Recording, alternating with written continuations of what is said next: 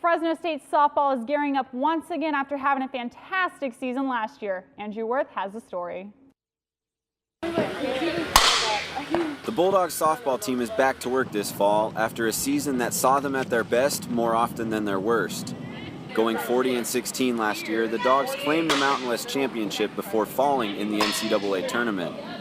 Coach Tricia Ford said that she was very happy with last season, but is ready for more this time around. We now know what postseason looks like, smells like, feels like, none of our players last year had kind of been there, and for this year, for us to build upon that, to make sure that when we get to postseason this year, that we're ready.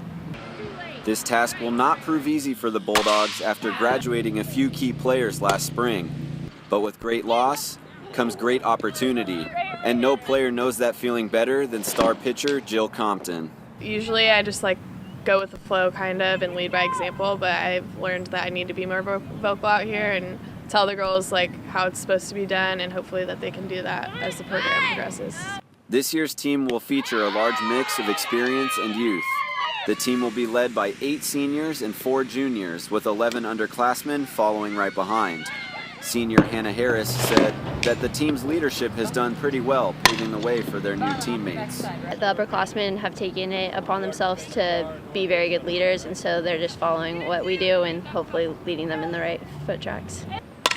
With fall ball getting underway, a few newcomers will be fighting to make this year's starting lineup.